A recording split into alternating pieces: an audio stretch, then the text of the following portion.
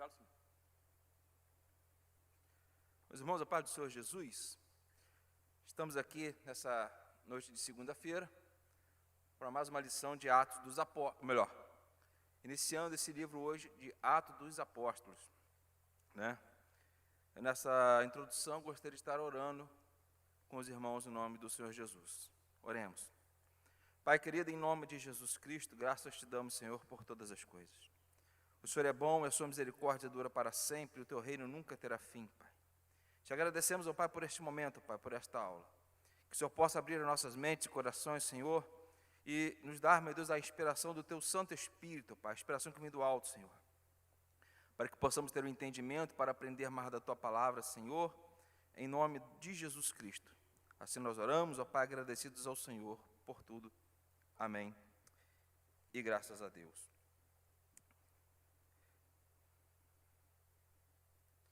Irmãos, estamos aqui nessa lição do livro de Atos dos Apóstolos, lição de número 1, e eu vou estar aqui, quero ler a introdução com os irmãos, aqui na página de número 1, tá? Como eu tenho o costume de fazer sempre, não começo no texto 1, mas sempre na introdução, aqui na página 1, né? Onde está escrito ali, lição de número 1, introdução ao livro de Atos, né? Pois bem, o livro de Atos, ele é ele que faz a transição entre os evangelhos e as epístolas, correto? Pois bem, então o livro de Atos ele foi escrito por Lucas, e sabemos que Lucas também escreveu o evangelho que tem o seu nome. Pois bem, esse livro de Atos dos Apóstolos, ele é, como alguns dizem, a continuação do evangelho de Lucas. Ou seja, Lucas, ele escreveu a sua obra em 2 volumes, assim podemos dizer, né? Ele escreveu o primeiro livro do evangelho, e um pouco à frente, mais ele foi escrever o livro de Atos dos Apóstolos, lá para o ano de 60 depois de Cristo, como nós vamos estar vendo aí no decorrer dessa lição, né? Mas antes de entrar na lição e no livro, eu gostaria de passar algo para os irmãos nessa introdução, fazer uma introdução. Ou seja, qual a diferença dos evangelhos para o livro de Atos? Nos evangelhos nós vamos poder ver a presença do Filho de Deus, Jesus, revelando e exaltando ao Pai. Já no livro de Atos dos Apóstolos, nós vamos ver que o Espírito Santo ele vai revelar o Filho através das suas obras na vida da igreja, né? O livro de Atos dos Apóstolos, nós podemos chamá-lo também de Atos da Igreja. Por quê? Porque vai falar de tudo aquilo que a igreja realizou no decorrer do seu início. O livro de Atos também poderia ser chamado Atos do Espírito Santo. Por quê? Porque ali no livro de Atos nós vamos poder ver a ação do Espírito Santo através da igreja, conduzindo e instruindo os apóstolos e os membros da igreja a poderem se conduzir na vida cristã, aonde eles também iam anunciando e pregando o evangelho. E ali o Espírito Santo, como os irmãos sabem, ia fazendo sinais, prodígios, maravilhas, ia instruindo o povo, ia formando a igreja, né? A igreja se avolumando, cumprindo exatamente a missão que o Senhor deu para a igreja, né? Pois bem, qual é o propósito do livro de Atos? O propósito do livro de Atos era fornecer um relato preciso do nascimento da igreja e o seu crescimento. Ou seja, é como se fosse, o livro de Atos é como se fosse um tratado, uma escritura de testemunho daquilo que a igreja iria realizar no decorrer desse tempo, a qual Lucas, instruído pelo Espírito Santo, escreveu para nos deixar de testemunho, para que hoje nós pudéssemos viver como a igreja primitiva viveu e pregar conforme a igreja primitiva também pregava. O autor nós conhecemos bem, é Lucas, né, o médico amado, assim chamado carinhosamente por Paulo. A data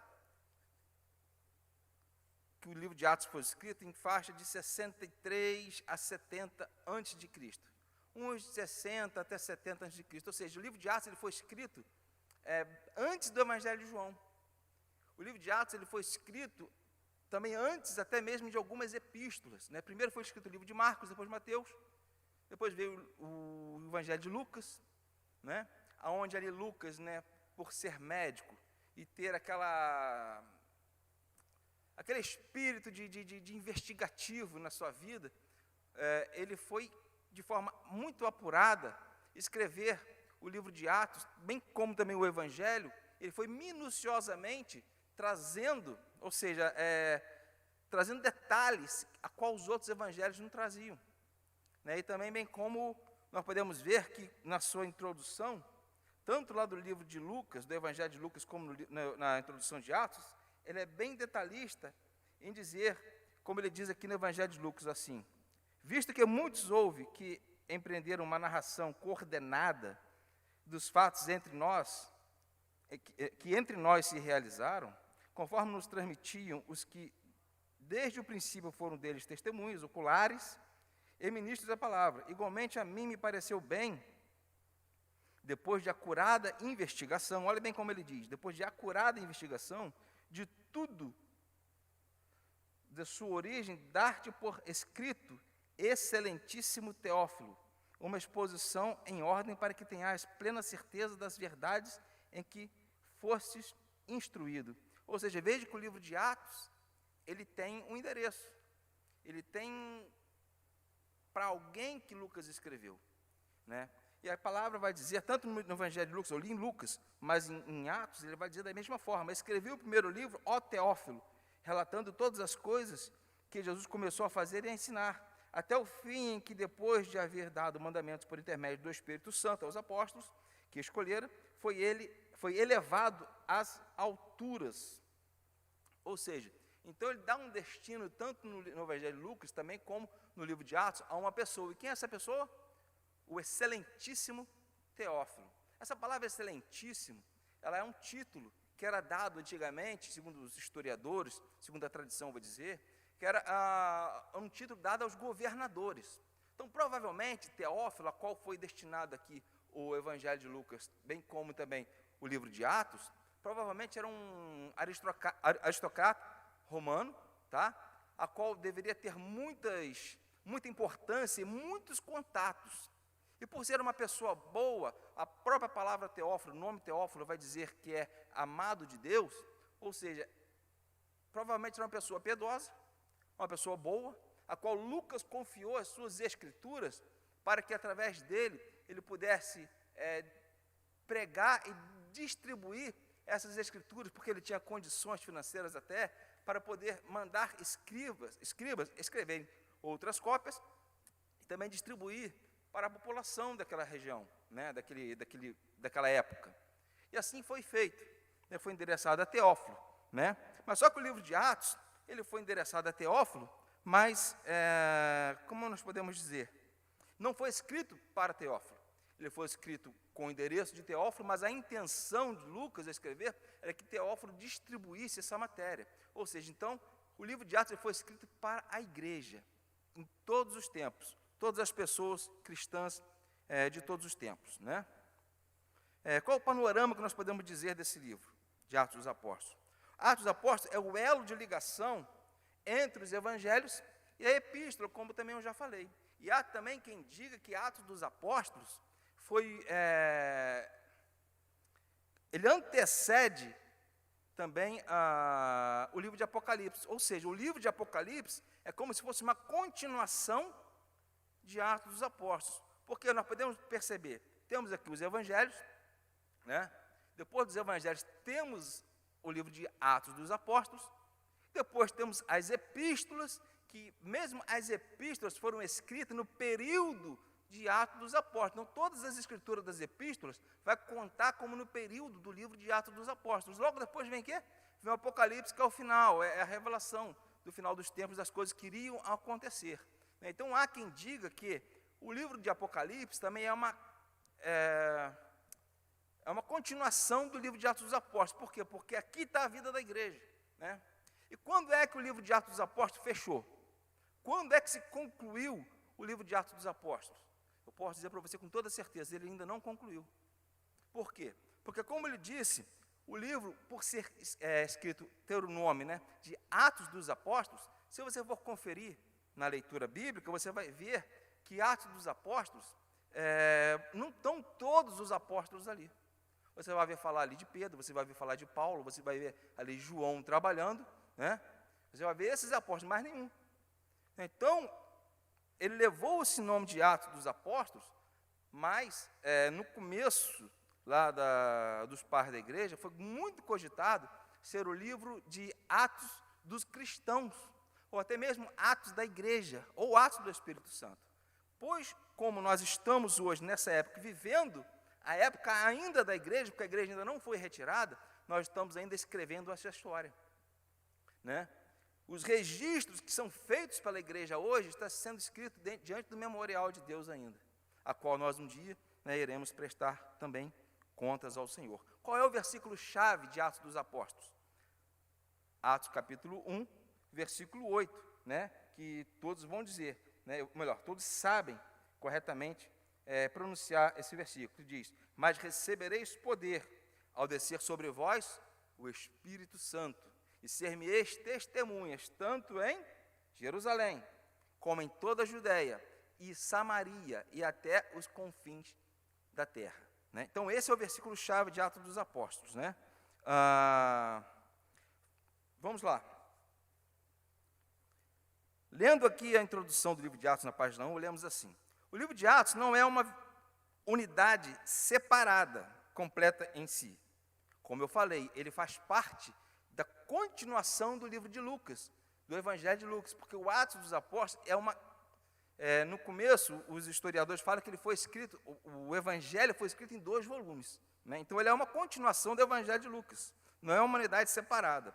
Ele é apontado como uma continuação do Evangelho de Lucas. O autor fala em primeiro livro, né, sua dedicatória a Teófilo, como eu já falei, indica a relação com o Evangelho dirigido a essa mesma pessoa. O sumário do primeiro livro, apresentado no livro de Atos, concorda exatamente com o conteúdo do Evangelho de Lucas e dá prosseguimento à primeira narrativa, partindo do ponto onde o autor o deixou. Então, exatamente quando termina o livro de Lucas, ali no capítulo 24, você vai ver que ele já começa falando de quê? Da ascensão do Senhor Jesus. Então, você vê que é uma continuação do Evangelho de Lucas. Né? Continuando aqui no segundo parágrafo, não há dúvida que Atos e Lucas são 2 volumes da mesma obra, são escritos destinados a cumprir o mesmo propósito geral, o de confirmar a fé pessoal e fornecer um inteligível registro histórico da revelação de Deus aos homens por meio de Cristo. Ou seja, esse registro histórico, nós hoje, como Igreja do Senhor, fazemos parte. Então, aquilo que nós realizamos, os nossos atos da igreja nesse dia, nesta data, ainda está se contando para esse livro. Por quê? Porque esse livro, ele não concluiu, ele vai concluir quando o Senhor vier buscar a sua igreja. Nós vamos poder estar com o Senhor. Aí vai concluir a era da igreja. Né? Continuando. O livro de Atos pode ser dividido em 5 sessões principais, como está aqui na introdução. Né? Temos aqui a introdução, que vai falar o quê? Vai falar da ascensão do Senhor Jesus, né? E também vai falar da promessa do Espírito Santo. Temos aqui em ponto 2, a origem da igreja, Jerusalém, né? Ou seja, vai falar ali do cumprimento da promessa, onde eles deveriam aguardar o cumprimento da promessa, que o Senhor Jesus, como está lá em Atos 24, Lucas 24, 49, e também aqui no Evangelho do Senhor, em Atos, no capítulo 1 e no versículo 5, né, em diante, que ele vai falar. Vai falar sobre isso aí. Então, vamos lá. Ponto 3. Período de transição, Samaria. Ou seja, é onde ali o Evangelho ele vai sendo levado para mais longe, cumprindo ali capítulo 1, versículo 8. Né, tanto Jerusalém como na Judéia e Samaria e até os confins da terra. Né? Outra divisão aqui, parte 4, expansão para alcançar os gentios, ou seja, onde o Evangelho seria expandido para outras terras, né, para outros povos, também de fala grega daquele tempo, principalmente de Antioquia. E foi aqui, nesse período, onde aqueles apóstolos e discípulos daquela época foram chamados de cristãos, né? Temos aqui também o ponto 5, prisão e defesa de Paulo, ou seja, Cesareia e Roma. Vou falar aqui desde a prisão de Paulo, né, até o final da sua ida em Roma. Pois bem, a ordenança de Atos, capítulo 1, versículo 8, como nós acabamos de ler, que chamamos de versículo-chave, também é essa ordenança para hoje, né? Para hoje. Hoje nós devemos cumprir isso que está escrito aqui no livro de Atos, capítulo 1 e versículo 8. Porque devemos ir e anunciar o reino, a boa nova do Senhor Jesus Cristo, né? É o que fazemos hoje, é o que a igreja tem feito nos dias de hoje, né? Pois bem, vamos entrar agora então aqui, depois dessa breve introdução. Temos que falar rápido, irmãos, por causa do tempo, né? Eu não estou muito acostumado assim com esse lance de falar para a câmera, né? E às vezes eu posso ficar um pouco nervoso e me atrapalhar. Os irmãos me perdoem, em nome de Jesus, tá? Pois bem, vamos lá. Texto 1, autor e tema do livro de Atos. Sobre isso aqui eu já falei, mas vamos dar uma pincelada aqui, né? Vamos dizer assim, no segundo parágrafo aí, o autor. O fato de ser Lucas o autor do terceiro evangelho, isso aí nós podemos confirmar logo na introdução dos livros, né? Podemos ver o jeito da escrita, a forma de escrita, isso vai realmente dar a entender quem foi que escreveu, né? O fato de ser Lucas o autor do terceiro evangelho, também o autor do livro de Atos, é algo universalmente aceito. Todos aceitam que foi Lucas que escreveu. Os dois volumes constituem duas divisões, ou seja, né, os dois volumes, Evangelho e Atos dos Apóstolos. Da mesma obra literária, o texto do livro de Atos 1:1 mostra que o autor sagrado tenciona que esses dois volumes fossem tidos como um todo. Agora, ponto importante para você, anota aí, hein? Já desde o ano de 185 depois de Cristo, em um escrito de Irineu, anota esse nome, um dos pais da igreja, temos uma afirmação de que Lucas é o autor de ambos os livros, né? Quem foi Lucas? Lucas foi o médico amado, como nós dizemos, né? Quem foi Lucas? Lucas foi, como a história, a tradição diz, provavelmente ele era de Antioquia, era de fala grega, né? E ele era médico, ou seja, e por ser médico, por se atentar a detalhes de medicina, nós podemos ver o detalhe também que ele escreveu toda a sua obra, né? Nós podemos ver que a forma qual ele fez, a forma qual ele escreveu a sua obra em mínimos detalhes, você pode ver muito bem no evangelho que ele escreveu, a forma de detalhe, de riqueza, a qual ele acrescentou na sua obra, ou seja, é o evangelho que podemos dizer assim, mais completo, né? Porque foi escrito para os gentios, né? O evangelho foi escrito para os gentios de forma detalhada, onde nós hoje podemos nos alimentar grandiosamente e aprender muito com os detalhes a qual ele deixou e que os outros não colocaram, né? Pois bem, então esse foi Lucas, o médico amado. Quanto à vida particular de Lucas, pouco conhecemos. A tradição registra que ele era gentio, possivelmente de Antioquia da Síria, falava o grego fluentemente, era um médico de refinada educação e, após convertido ao cristianismo, abandonou as funções médicas e se dedicou a viajar com o apóstolo Paulo, de quem se fez médico e amigo inseparável. Na última frase aqui do último parágrafo, nós vamos ver assim, ó: nessa fase de sua vida, abandonado por seus cooperadores, escreveu o apóstolo Paulo: somente Lucas está comigo. Ou seja, Lucas, ele realmente abandonou a sua profissão de médico e acompanhou Paulo como um excelente evangelista. Ou seja, eu quero imaginar, quero até mesmo conjecturar com os irmãos aqui, dizendo que Lucas, ele deveria andar com uma agendazinha do lado, e onde quer que ele passava, qualquer coisa que ele via, o detalhe que ele via, ele anotava os detalhes para que pudesse acrescentar aqui na obra do Senhor, né? O tema, virando a página aí, o tema. O livro de Atos contém a história do estabelecimento e desenvolvimento da igreja cristã, bem como da proclamação do evangelho e ao mundo então conhecido. É um relato do ministério de Cristo, continuando por seus servos. Leon Tucker sugere como palavras-chave do livro de Atos. Quais são as palavras-chave que ele sugere? Ascensão, descida e expansão. Né? Ascensão, o que é ascensão? É ser elevado, né? É como o Senhor, no final da sua obra ali em Atos, ele foi elevado. Veja bem, vemos que Jesus, antes de vir a essa terra, ele estava na sua glória. E por estar na sua glória, por cumprir a missão do Pai, ele se fez carne, encarnou, né? Ele desceu da sua glória, veio a essa terra, não é mesmo? Viveu, nos ensinou, nos preparou de certa forma. Quando chegou a sua hora, ele foi assunto aos céus, que aqui no começo do livro de Atos. Estando lá, ele envia o Espírito Santo, que também estava com o Pai, que ele enviou o Espírito Santo, ou seja, também o Espírito desce, né? E está com nós hoje, porque o Senhor Jesus não está conosco hoje. Quem está conosco hoje é o Espírito Santo, e Jesus está na presença do Espírito Santo em nós, no dia de hoje. Então o Espírito Santo vem, completa a sua obra, enche-nos a nossa casa com ele nos enche, né? Nós somos cheios do Espírito Santo, para quê?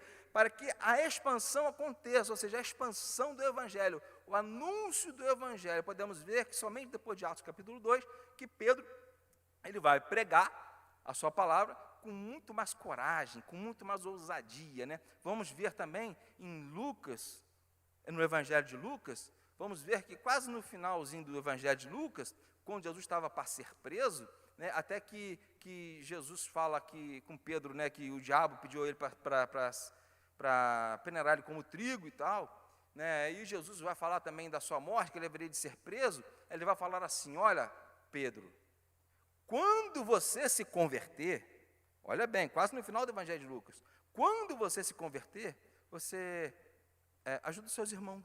Ou seja, Pedro estava com Jesus ali, mas ele ainda não tinha se convertido.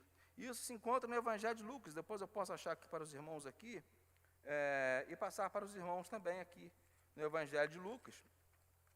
No finalzinho do Evangelho de Lucas, você vai ver lá, né, essa passagem. Deixa eu ver se eu acho aqui. É Lucas capítulo 22, a partir do versículo 31, né, até o versículo 34. Jesus vai falar com ele: olha, Pedro, antes que o galo cante, você vai me negar 3 vezes. Né? Ele vai falar com Pedro: Pedro, quando você se converter, isso no capítulo 22 de Atos, né, de Lucas, porque Lucas termina no capítulo 24. Né? E quando ele se convertesse, que era para ele poder fortalecer os irmãos dele. Ou seja, a expansão. Então nós vemos aqui a descida da glória, o cumprimento da obra e a ascensão.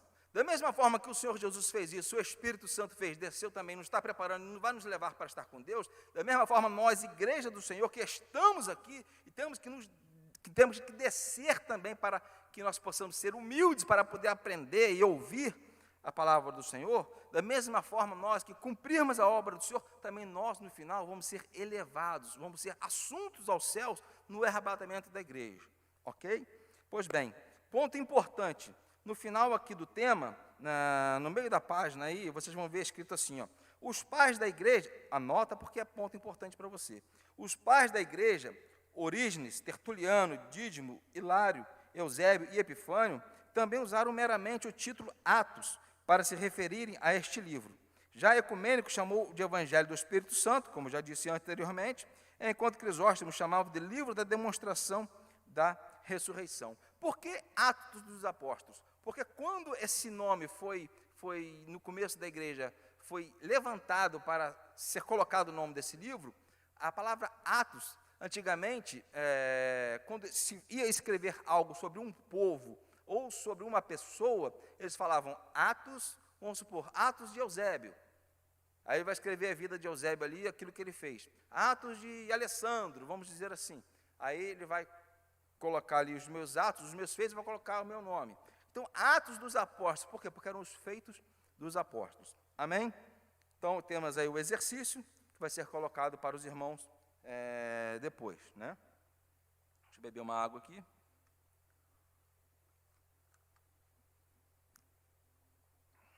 Texto 2, propósito e data. Já falamos um pouco na introdução, mas vamos dar continuidade aqui. Primeiro parágrafo aqui, né? Tem ponto importante para você também, se quiser anotar aí, tá? Ao escrever o livro de Atos, Lucas demonstra ser um historiador de primeira grandeza. Por quê? Por que um historiador de primeira grandeza? Porque ele vai a fundo nas suas pesquisas. Como médico, né, como já falei, nos detalhes. Ele vai nos detalhes. Como eu disse, ele deveria anotar tudo o que ele via. E não só anotar tudo o que ele via, mas também aquilo que as pessoas falavam. Né, porque muitos tiveram a testemunho ocular do Senhor. Eles viram o Senhor com seus olhos e puderam contemplar também com seus olhos as obras que Jesus fez. Né? Isso João vai falar lá também na sua primeira epístola, no capítulo 1, no verso de 1 até o 4.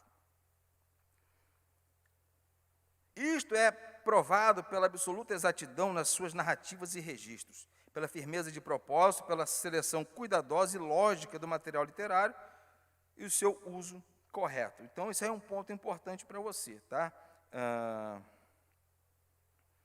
E podemos ver também Lucas como um verdadeiro, não só historiador e médico, mas também um grande evangelista, né? O propósito. Engraçado, o livro de Atos, o propósito de Atos dos Apóstolos não é falar dos apóstolos. Até mesmo porque eu falei que Atos dos Apóstolos, você vai ver ali quase nenhum apóstolo ali. Você vai ver Pedro, Paulo e João, né, como apóstolo do Senhor ali, trabalhando ali dentro desse livro. Você não vai ver os outros apóstolos trabalhando. Isso é uma curiosidade que você pode até anotar aí, se você quiser. Né? Ao escrever Atos, Lucas tinha em mente o propósito de quê? De narrar a formação e o desenvolvimento e a expansão da igreja. Começando em Jerusalém e concluindo em Roma. Portanto, não era o propósito de Lucas escrever biografias. Porque senão ele teria que escrever uma biografia para cada apóstolo aqui que atuou aqui nesse livro. E ele não o fez. Né? O propósito, qual era o propósito? Era de narrar a história daquilo que aconteceria por intermédio do Espírito Santo através da igreja. Né? Isso aí é um ponto importante para você, se quiser anotar. Amém? Ou seja, o livro de Atos, ele também é o testemunho. Isso não está escrito aqui não, mas é o que eu estou falando. Tá, que eu anotei aqui. Ele é o testemunho, ou seja, é a escritura que temos hoje daquilo que aconteceu, dos feitos da igreja. Ou seja, é a herança que os apóstolos, que o Espírito Santo, que o Senhor deixou hoje, essa herança riquíssima, para que nós pudéssemos estudar e saber como é que a igreja vivia naquele tempo, o que eles faziam, para que nós hoje pudéssemos também viver como eles viveram. Você quer ter uma ideia de como é que a igreja vivia? Atos capítulo 2, versículo 42 ao 47. Ali você vai poder ver como é que a igreja vivia, né, naquele tempo. Todos tinham todas as coisas em comum, né? E detalhe, essa história, como eu já disse, de Atos dos Apóstolos, ela está sendo escrita ainda hoje, né, por mim e por você, correto? Aí eu te pergunto, o que você tem feito hoje na obra do Senhor para que as suas obras possam estar escritas nesse livro? Porque esse livro ainda está aí aberto. O que eu tenho feito hoje para que essa obra que eu tenho feito possa estar escrito no memorial do Senhor? No dia que nós tivermos que sentar na mesa com Jesus, ele vier cobrar na gente, porque a Bíblia fala que nós vamos ter que prestar contas ao Senhor, né? Nós vamos ter que passar por um tribunal e prestar contas ao Senhor. Ele vai abrir o livro lá, falando assim, o livro de Atos aqui do Alessandro. Alessandro, isso. Por que você não fez isso? Por que você não andou de acordo com o que está nas Escrituras? Isso vai ter peso de galardão para mim. Eu creio que nós vamos estar salvos, né? Graças a Deus por isso. Vamos lá, então. O destinatário do livro de Atos, eu já falei sobre ele, né? Um pouco. O livro de Atos, tal como o Evangelho de Lucas, foi, ou melhor, deixa eu voltar aqui, na data do livro de Atos. Está vendo como é que eu fico nervoso? Vocês me perdoem. Na data do livro de Atos. Isso aqui é ponto importante para você, tá?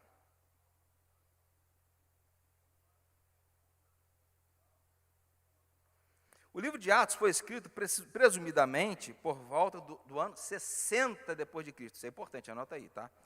Foi escrito por volta do ano 60 depois de Cristo, ano da chegada de Paulo a Roma, admitindo-se que o livro não poderia ter sido escrito antes dos últimos eventos nele registrados, e de supor que Lucas tenha escrito imediatamente depois do encarceramento de Paulo, o que aconteceu no ano 60. Né? Esse é um ponto importante para você. O destinatário do livro de Atos. Atos foi escrito no segundo parágrafo aqui desse tópico. Atos foi escrito com finalidade de apresentar a esse oficial e a outras pessoas interessadas uma defesa do cristianismo para mostrar que não se tratava de um ramo herético do judaísmo e que não era uma organização política contrária ao Estado e ao Império Romano. Segundo parece, não foi obra dirigida principalmente às comunidades cristãs da época, conforme sucede no restante, mas antes visava circular entre os lançamentos literários daqueles dias, para benefício do público leitor gentílico. Pelo menos parcialmente, trata-se de uma apologia apresentada ao mundo gentílico pagão, sobretudo à aristocracia romana, porque, como eu já falei, Teófilo era um aristocrata romano, né, e de muita influência, ou seja, por ser um excelentíssimo, provavelmente um governador, o que ele falava, as pessoas confiavam no que ele falava, e davam... O peso da palavra naquele tempo era muito importante. Né? Então as pessoas falavam, Lucas, ele detalhadamente destina esse livro a Teófilo, confiando, sabendo na índole de Teófilo, que era uma pessoa piedosa daquele tempo, de que realmente ele iria não só guardar, mas iria ensinar e divulgar essa obra tão linda, que foi a obra da igreja no livro de Atos dos Apóstolos. Não só isso, mas também você vai ver que ele escreve isso para demonstrar também que o cristianismo não era aquela seita que os judeus falavam, que ia contra o Império de Roma. Não, pelo contrário, ele não ia contra o Império de Roma, ele pregava o amor e ensinava as pessoas a viverem de forma piedosa, né, louvando a Deus e obedecendo também às autoridades. Texto 3. Temos aqui o caráter histórico e ênfase apologética do livro de Atos. Né? Então, o caráter histórico, ou seja, a formação do livro, né, e a ênfase apologética, ou seja, é a defesa enérgica da fé. Né? Porque como hoje nós temos muitas heresias sendo pregadas, naquele tempo os apóstolos também, eles sofriam com isso. Tanto que João vai escrever sobre isso, Paulo vai escrever várias cartas sobre isso, dizendo sobre isso aí, né? Sobre a defesa, a ênfase apologética do livro de Atos. No primeiro parágrafo, é um ponto importante para você também. Preste bastante atenção nesse ponto aí.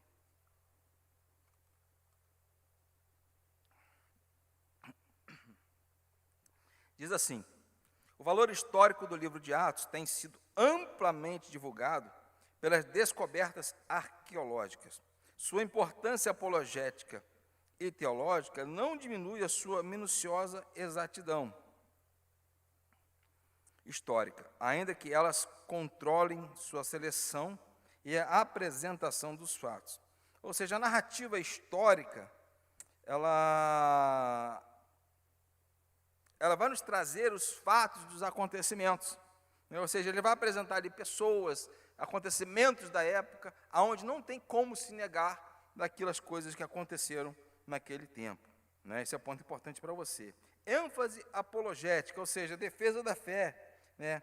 A defesa da verdade e os testemunhos, as testemunhas. Diz assim: tanto em seu evangelho quanto em Atos, Lucas se preocupava em demonstrar que o cristianismo em nada se constituía em ameaça à lei e à ordem do Império Romano, foi como eu já expliquei, falando ali sobre Teófilo, né? Aqui na página seguinte, nós vamos ter no primeiro parágrafo aí, dizendo assim, Lucas no Evangelho que escreveu registra Pilatos por 3 vezes, pronunciando que Jesus era inocente. Né? Ou seja, as acusações, desde o tempo de Jesus, já vinham. Só que as pessoas não conseguiam provar a culpa de Jesus, bem como também a culpa de que a igreja teria em pregar sobre o Jesus crucificado e ressuscitado, principalmente. Né?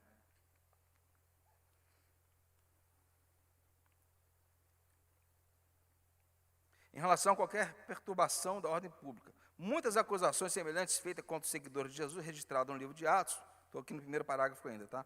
Puderam ser comprovadas. Por exemplo, os pretores de Filipos aprisionaram Paulo e Silas, alegando estarem eles interferindo nos direitos de propriedade privada, quando libertaram uma jovem do espírito de adivinhação.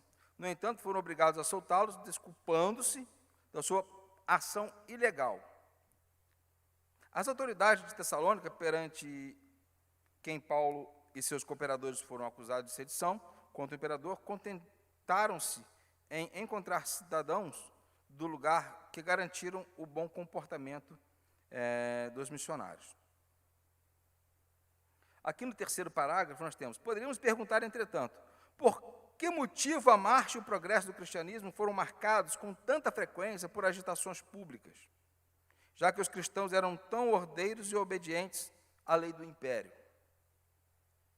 A resposta é que, com exceção do incidente em Filipos, a demonstração provocada pelo ourives de Éfeso, os tumultos eram sempre instigados por oponentes judeus.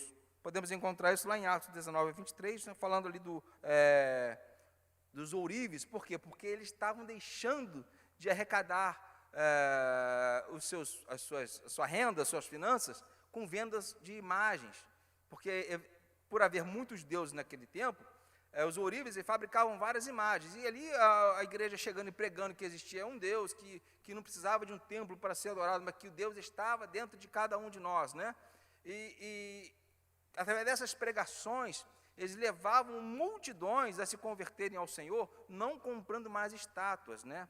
Outra coisa que eu anotei aqui também, o cristão, veja bem, como você é importante, como eu sou importante. Hoje nós estamos aqui fazendo o quê? Aprendendo. Não é mesmo? Sendo alunos, aprendendo para quê? Para um dia podermos ensinar, não é verdade? Então, o cristão, além dele padecer acusações, sofrer por sedições, ser muitas vezes humilhado e passar por dificuldades, o cristão, muitas vezes, também ele tem que ser aluno, como nós somos, ele tem que ser professor, não é mesmo? Ele tem que ser palestrante, porque ele tem que apresentar de forma convincente aquilo que ele aprendeu.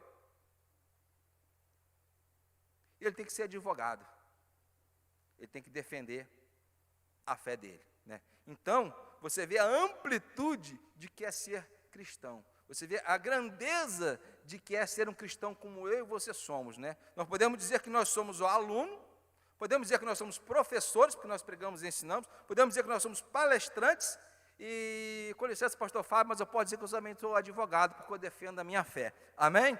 Glória a Deus por isso. Vamos dando continuidade aí. Interesse teológico, né? Ponto importante também. A manifestação do Espírito Santo é um tema teológico predominante no livro de Atos.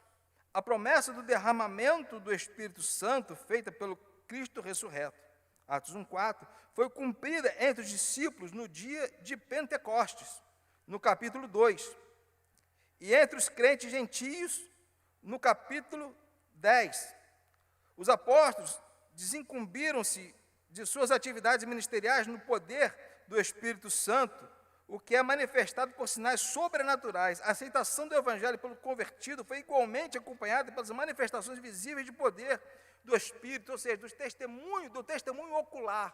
Ou seja, aquilo que eles viram, o poder que eles presenciavam, servia também de inspiração para que eles pudessem estar ali anunciando o Evangelho com confiança, né? Isso eu posso olhar para você, e você olhar para dentro de você também, e olhar para dentro de mim, ver aquilo que Deus fez na minha vida, aquilo que Ele acrescentou em mim, a quem eu era e hoje o que eu sou, e através disso eu posso construir e me interessar pelo Evangelho do Senhor e pregar com confiança aquilo que nos foi ensinado e que tem se cumprido, né? Em época importante como essa, nós temos visto o cumprimento de muitas profecias, né? Jesus está para voltar, se prepare para isso. Vamos lá, na outra página aqui, página 9. As manifestações sobrenaturais que acompanham a propagação do Evangelho significam não só a atividade do Espírito Santo, mas também a inauguração de uma nova era na qual Jesus Cristo reina como Senhor e Messias. Ou seja, hoje, irmãos, estamos vivendo tempos finais da era da igreja, né? E temos visto muitas coisas acontecendo. O Senhor veio para aqueles que eram dele, mas aqueles que eram dele não receberam. Mas o Senhor falou que tinha um outro povo, a qual não buscava por eles, né? Esse povo somos eu e você, que hoje não buscávamos antes, mas hoje a gente busca com fé e com grande interesse e amor, né? E os judeus estão aí para receber o Messias deles, né? Que não é o Messias verdadeiro, né? Eles vão se arrepender por isso e no final o Senhor vai voltar também e com certeza vai resgatar muitos deles, né? Texto 4. O valor permanente do livro de Atos.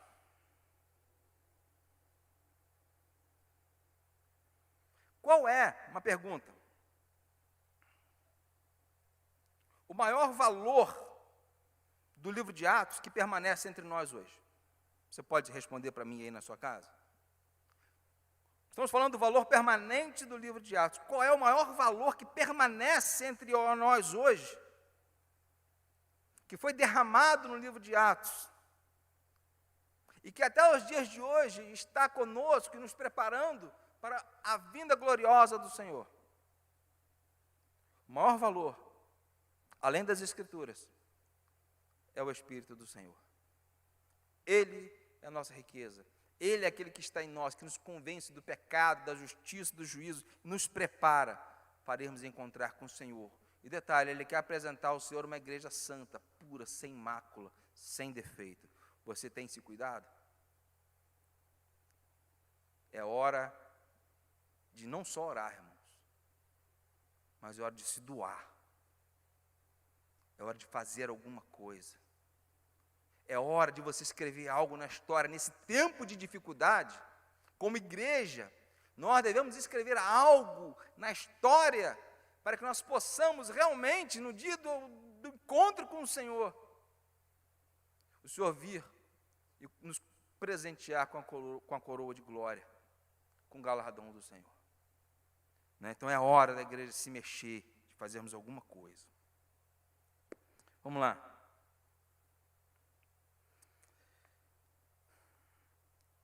Diferente da maioria dos livros do Novo Testamento, o Evangelho de Lucas e o livro de Atos, ao que parece, não foram primariamente enviados às igrejas cristãs, quer como dirigidos a elas, quer como circulando entre elas.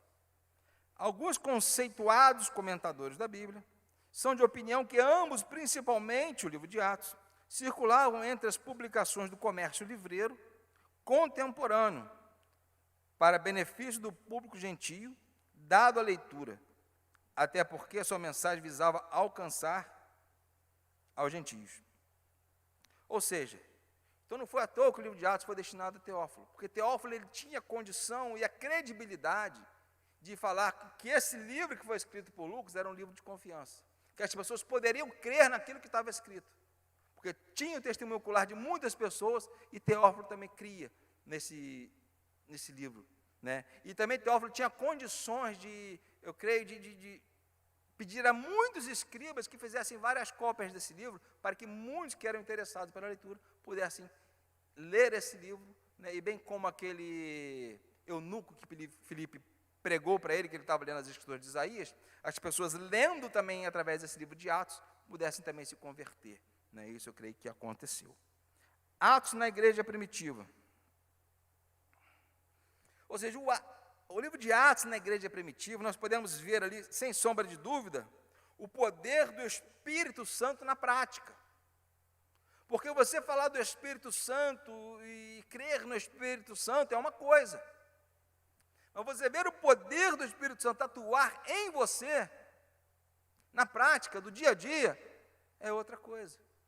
Muitas pessoas estão dentro da igreja, mas será que eles têm o testemunho e dão testemunho de Deus na sua vida? Tem o Espírito Santo dentro deles? Outra questão de se pensar.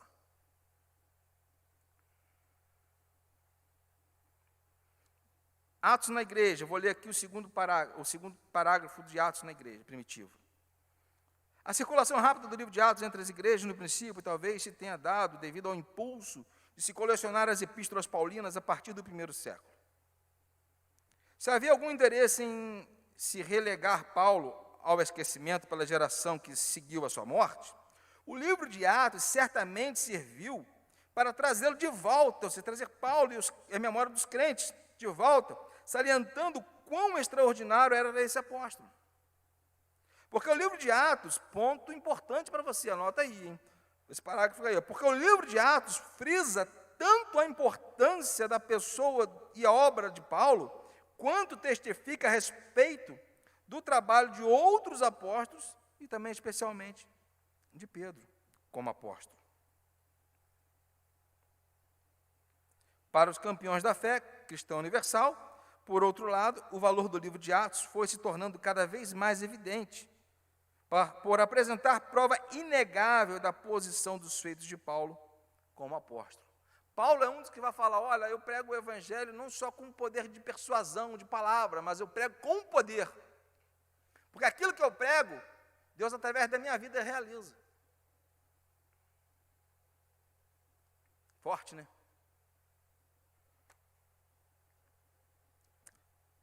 O valor do livro de Atos no contexto do Novo Testamento. Eu quero ler somente o último parágrafo desse tópico, que é importante para você, você deve anotar isso, tá bom? De fato, a narrativa do livro de Atos torna-o um livro de informações do mais alto valor para uma fase extremamente significativa da história da igreja e da civilização mundial. Você que tem o gosto por leitura, você que ama a palavra de Deus, você que tem o interesse de pesquisar, de estudar a palavra de Deus, o livro de Atos dos Apóstolos é aquele livro que te dá uma inspiração sobrenatural para que você possa pregar e tentar viver como essa igreja viveu. Detalhe, hoje nós somos livres para pregar. Naquele tempo, a perseguição era muito grande. Eles não negavam o seu Senhor, independente da situação, eles pregavam, e pregavam, e pregavam no poder do Espírito Santo. Hoje muitos têm medo de pregar, hoje muitos têm vergonha de pregar, hoje muitos têm vergonha de anunciar o evangelho, dizer que é crente, né? Melhor dizer, crente até o diabo é, né? Dizer que são cristãos, não é verdade? E não dão valor devido à palavra de Deus. O livro de Atos é um livro base, irmãos, para que nós possamos hoje, como crentes, cristãos no Senhor, anunciar o evangelho, viver de forma que aquela igreja vivia. Vê lá Atos capítulo 2, você vai ver lá, eles cheios do Espírito Santo. O que um crente cheio do Espírito Santo faz? Qual é a forma que você pode incentivar uma pessoa que ela seja cheia do Espírito Santo? Você vai para o livro de Atos, vai pesquisar para você poder ensinar. Amém? Texto 5. Eu acho que eu estou aí dentro do tempo.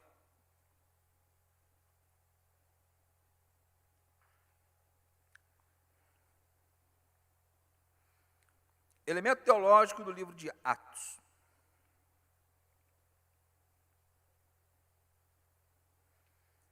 Vamos lá. Ponto 1. Quais são aqui os elementos teológicos do livro de Atos? Dentre muitos elementos teológicos dentro do livro de Atos, aqui vamos destacar aqui, isso é importante, tá? Para você. Se não me engano é a questão de número 11. O elemento teológico do livro de Atos. Vamos destacar aqui, pelo menos alguns aqui, ó. Ponto 1, a continuação do propósito de Deus na história.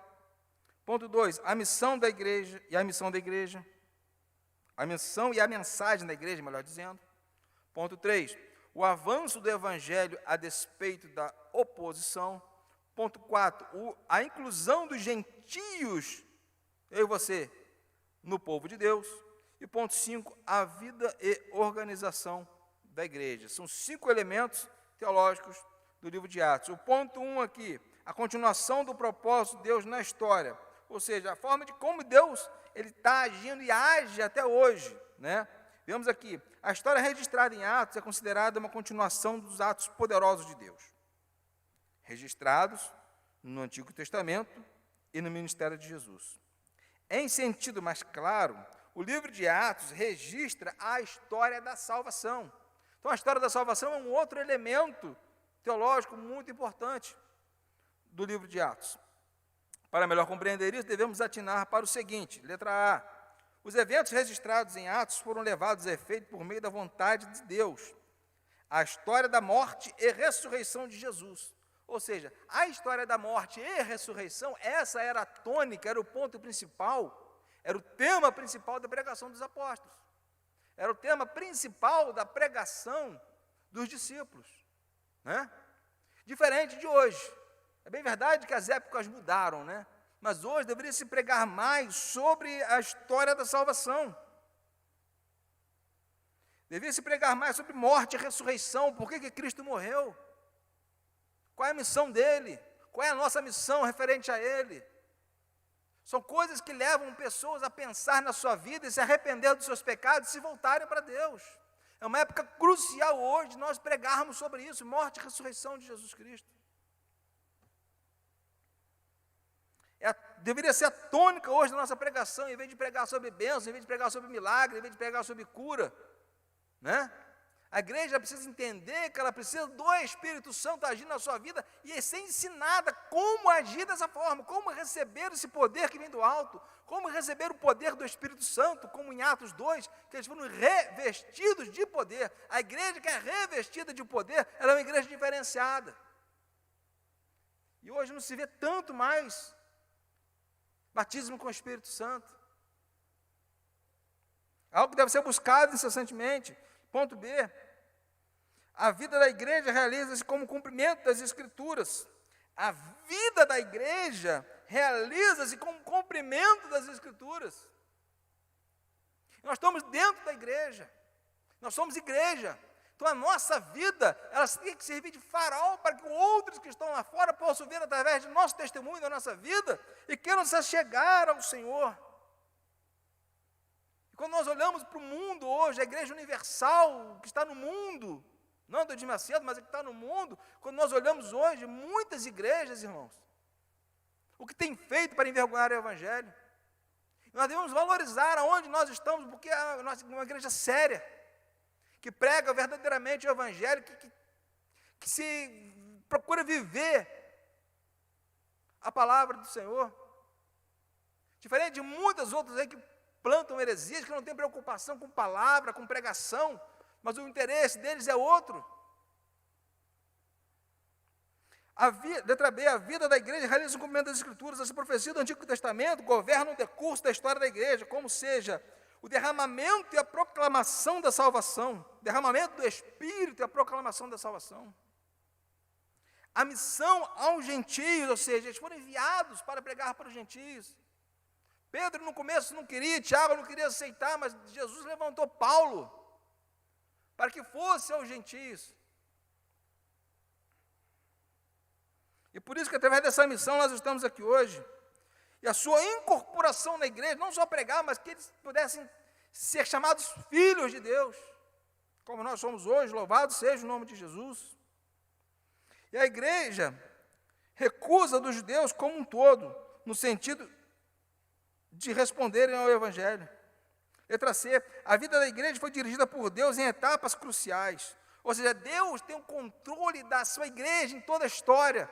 Nada foge aos controles da mão do Senhor. Muitas das vezes nós podemos olhar hoje e ver o nosso governante como está governando aí. Muitas das vezes você pode, mas Deus não está com ele, nós não estamos orando para que Deus levante ele, conserte as coisas, mas nós não sabemos os planos de Deus, irmãos. Deus está com todas as coisas no controle da palma das suas mãos, nada foge do controle dele. Nós só devemos orar para que ele tenha misericórdia e abençoe a nossa nação, o nosso povo, a sua igreja, que está sofrendo e padecendo em âmbito mundial.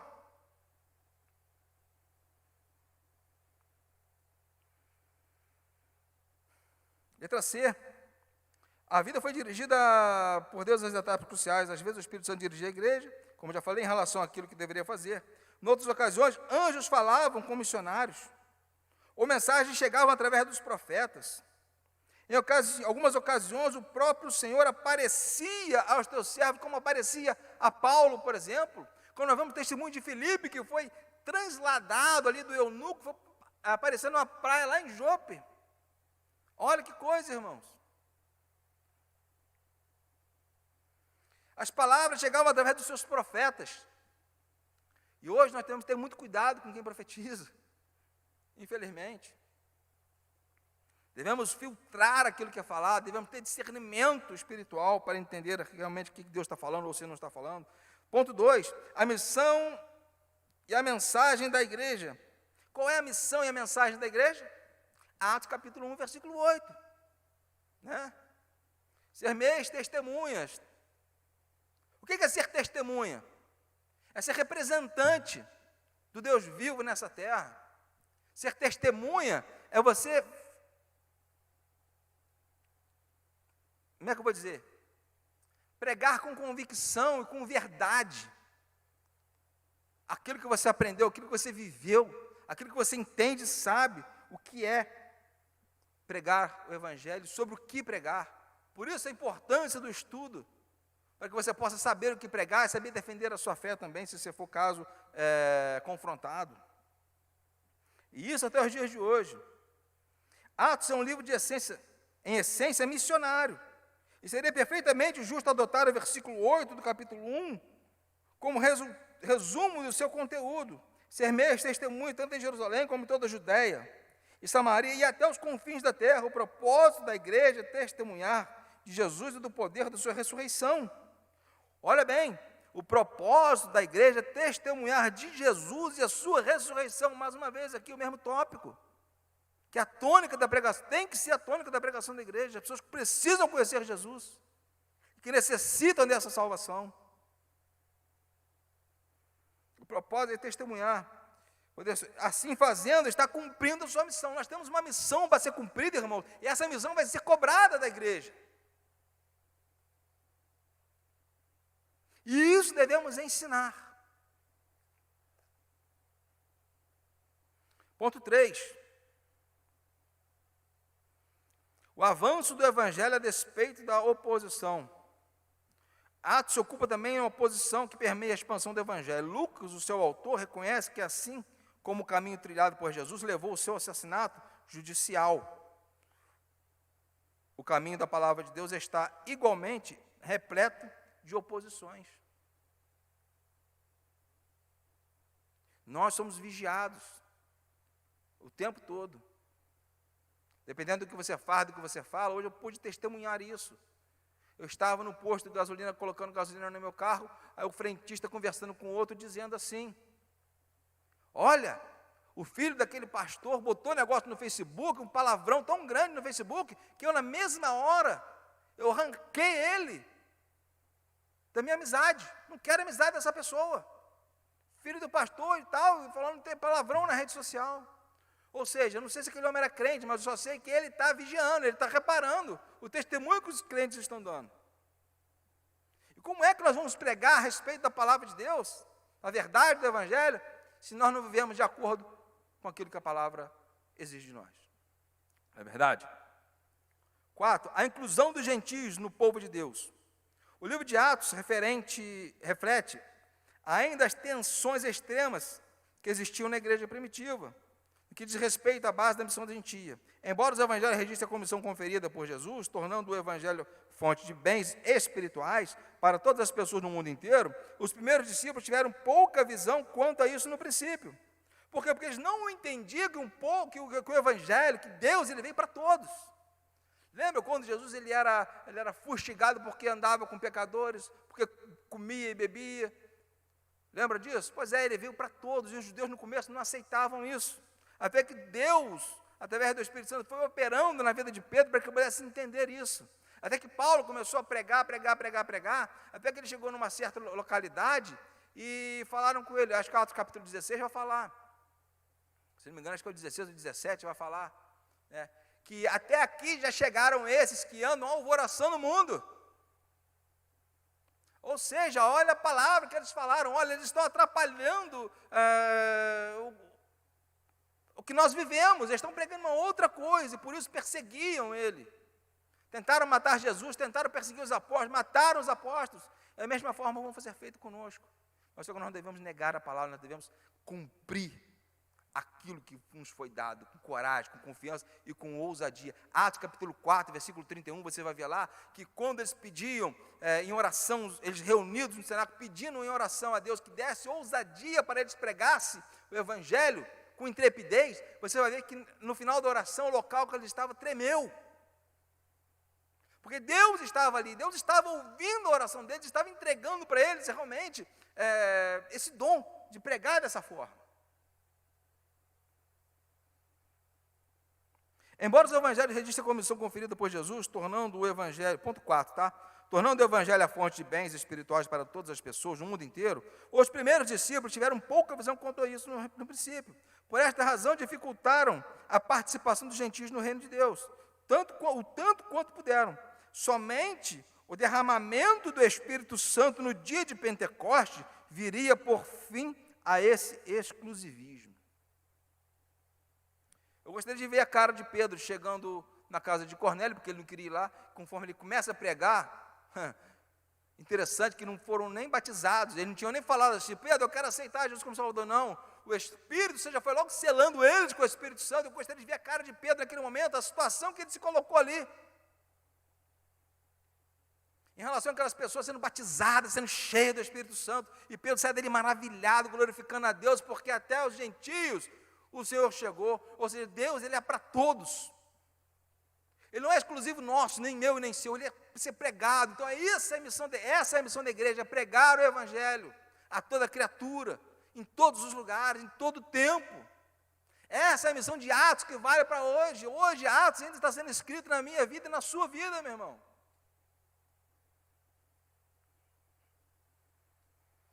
Ponto 5. Ponto importante para você, ponto 5 aqui, ó. Esse primeiro parágrafo aí, ó. A vida e a organização da igreja, ao longo de sua narrativa, nota isso, hein? Lucas se dedica a oferecer um retrato da vida de adoração da igreja, como padrão para guiar e orientar a igreja dos seus dias. Amém? Então, fechamos aqui a lição de número 1, partimos aqui para a lição de número 2. Deixa eu beber uma água, senão eu não me aguento, né?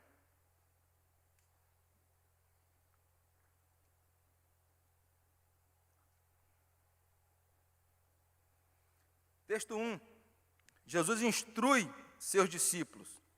Ou seja, aqui, você vai ver ali embaixo, Atos 1, de 1 a 8. Vamos voltar a Atos capítulo 1 novamente. Na instrução, o que é instrução? É uma sala de aula. O que nós estamos fazendo aqui hoje? Nós estamos sendo instruídos pelo Espírito Santo. A pessoa que não senta para ser instruída, ela não pode pregar. Está me entendendo? A pessoa que não aceita a instrução, ela não pode anunciar. Porque como ela vai falar de algo que ela não sabe? Ela pode ter ideia, mas ela não sabe os detalhes. O cuidado de Jesus. Os 5 primeiros versículos do livro de Atos, vou falar aqui antes da ascensão, né? Registram o cuidado mostrado por Jesus em conscientizar os apóstolos quanto à responsabilidade. Jesus, antes de ser assunto aos céus, ele deu uma responsabilidade para os seus discípulos. E que responsabilidade é essa?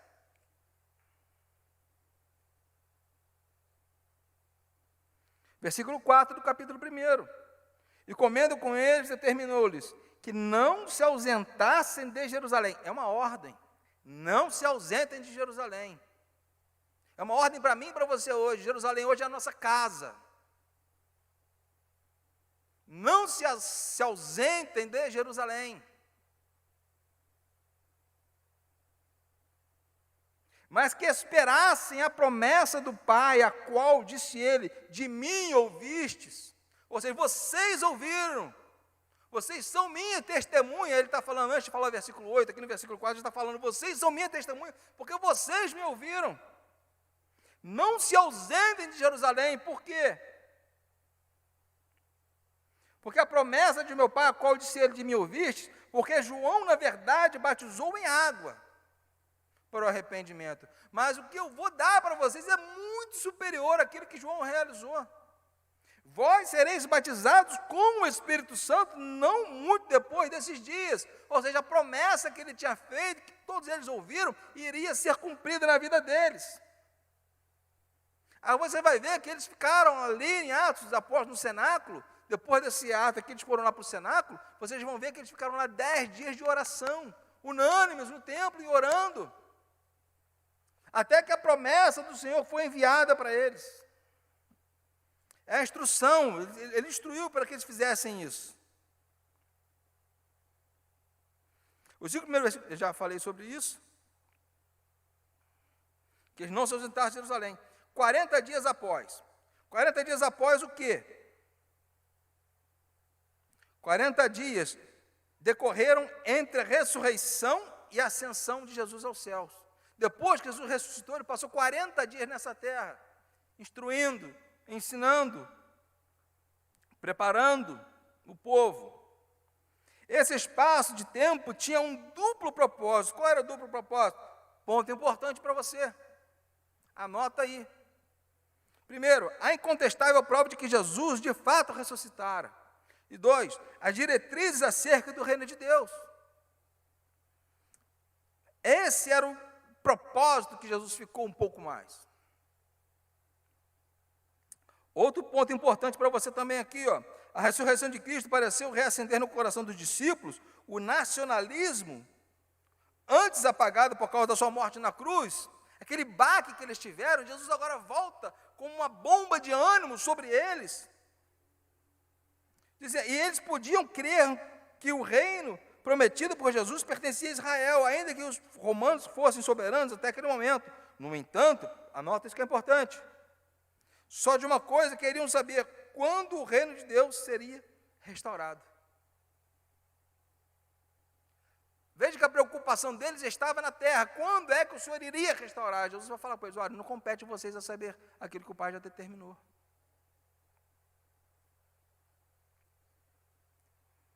Uma resposta oportuna. A pergunta dos discípulos: será que esse tempo em que restaurará o reino de Israel? Jesus respondeu solenemente: não vos compete conhecer tempos e épocas. Ou seja, Jesus está querendo dizer, em outras palavras, não se preocupe com isso, ainda tem muita coisa para acontecer, vocês têm muito que aprender ainda, vocês têm muito que viver. Não se preocupe quando é que o Pai vai restaurar, isso cabe a Ele, não cabe a vocês. Vivam a vida de vocês e preguem o Evangelho até a volta do Senhor.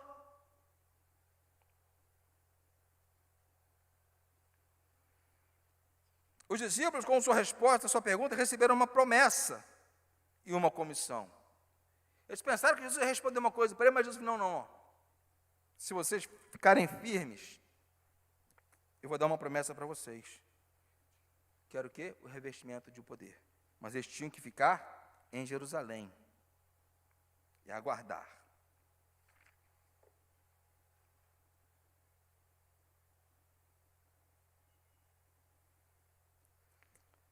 Página 20 aqui do meu livro, primeiro parágrafo aí. Jesus respondeu que o reino lhes pertencia à medida que, no poder do Espírito Santo, eles saíssem para testemunhar. Não apenas em Jerusalém, mas até os confins da terra. Esse é ponto importante para você, tá? Com estas palavras, Jesus procurava tirar de suas mentes, de seus corações, aquelas ambições nacionalistas para dar lugar a uma conscientização da evangelização do mundo. Jesus está falando com eles em outras palavras: olha, não esquenta a cabeça com isso. Não se preocupe com isso. Isso pertence ao Pai. Se preocupem em anunciar o reino, até que o Senhor volte. O dever de esperar. Segundo a instrução de Jesus, qual a instrução? Lucas 24, 49. Os discípulos tinham que esperar em Jerusalém, até que do alto fosse revestido pelo poder do Espírito Santo. Ou seja, veja bem, Jesus definiu o lugar para que eles ficassem. Olha, não se ausente de onde? Da casa do seu pai?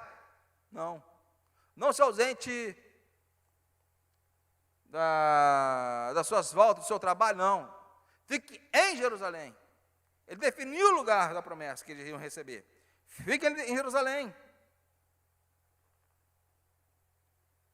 Muitos queriam voltar aos seus trabalhos. Jesus falou que não, fique em Jerusalém. Porque, Pedro, você era pescador de peixe, mas agora você vai ser pescador de homens. Então, fique em Jerusalém. Não volte pescar peixe, você vai pescar homens. Fique em Jerusalém. Porque vocês vão receber a promessa do meu Pai. Essa era a missão.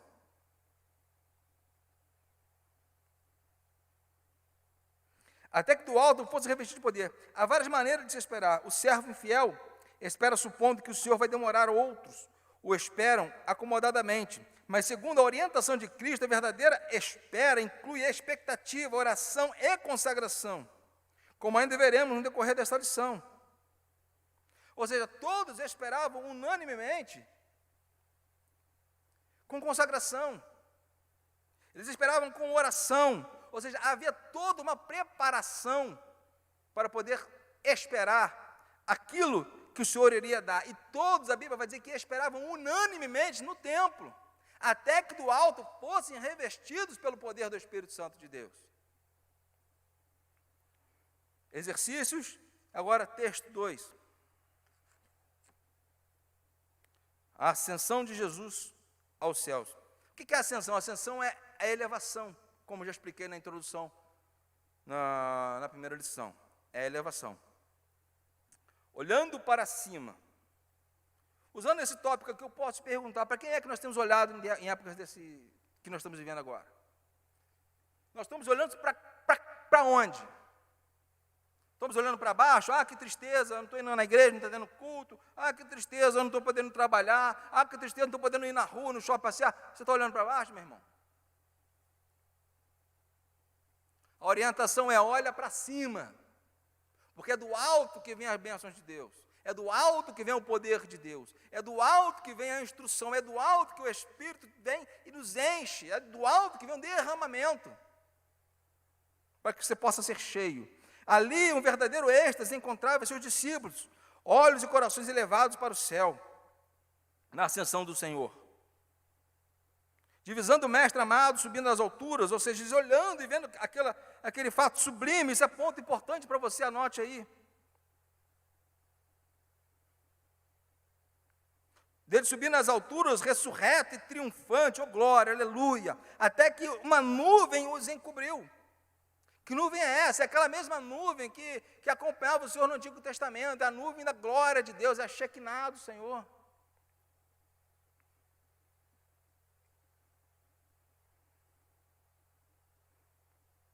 Foi nesse momento de contemplação e emoção que 2 varões vestidos de branco se puseram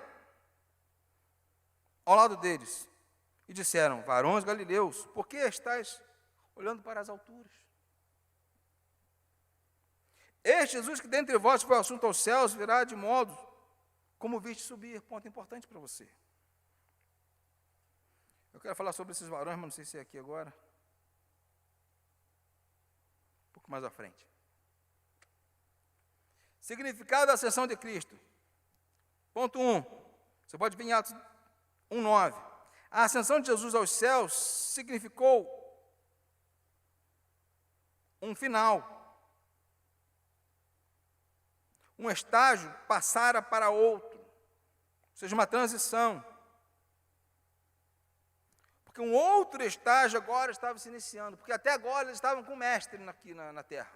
Só que agora o mestre se foi. Mas ele não os deixaria sozinhos, porque ele enviaria o Consolador. Aleluia! É ele que está conosco hoje, nos preparando para o grande dia do Senhor.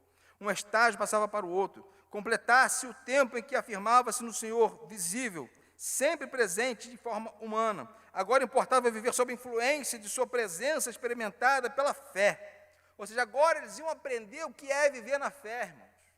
Porque eles iam pregar uma palavra que não teria o Senhor ao lado deles presencialmente, mas agora eles iam poder viver a experiência do Senhor dentro deles.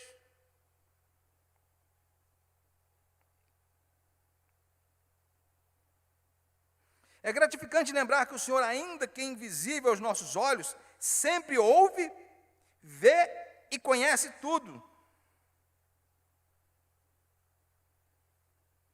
Agora, a experiência deles seria viver e sentir Deus dentro deles.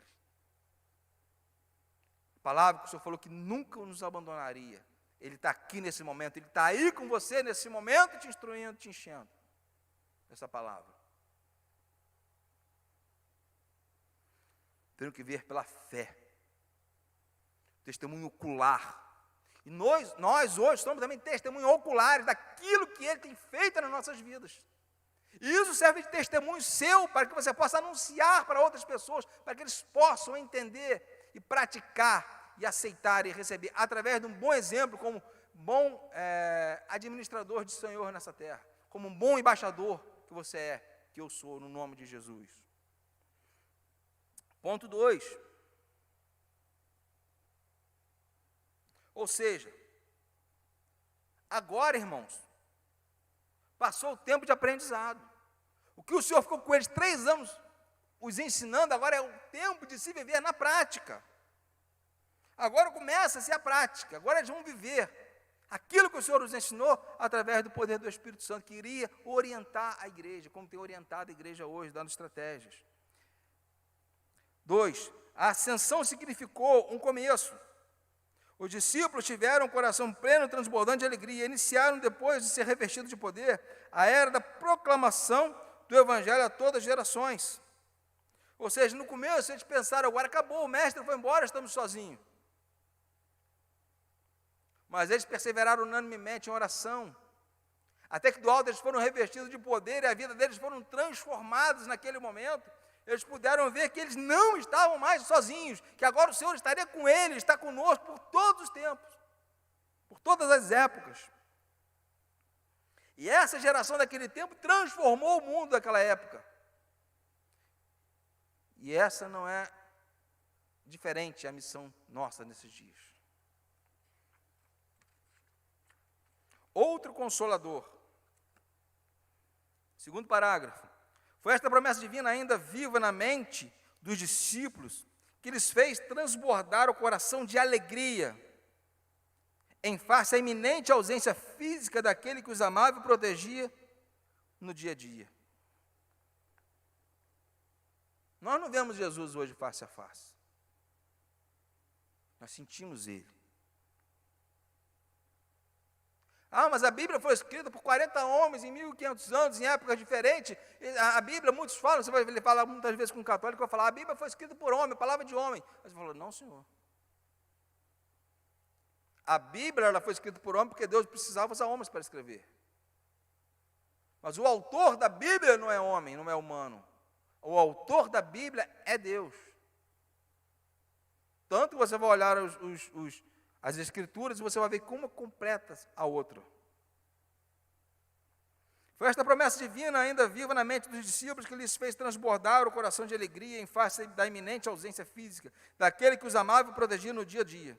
Os discípulos não estariam só. Você está só, irmão? Você acha que você está só? Claro que não, né? Você sabe que não, você sabe que o Espírito de Deus está agora com você e na sua casa, está aqui comigo. É Ele que está nos ensinando essa palavra de hoje. Se eu fosse depender somente da minha capacidade para te ensinar, quem seria eu, irmão? É o Espírito Santo que nos orienta, que nos dá a direção para que essa palavra que sai daqui da minha boca possa encher o seu coração de alegria, para que você possa anunciar e ter ânimo para pregar, ainda em tempos difíceis como esse.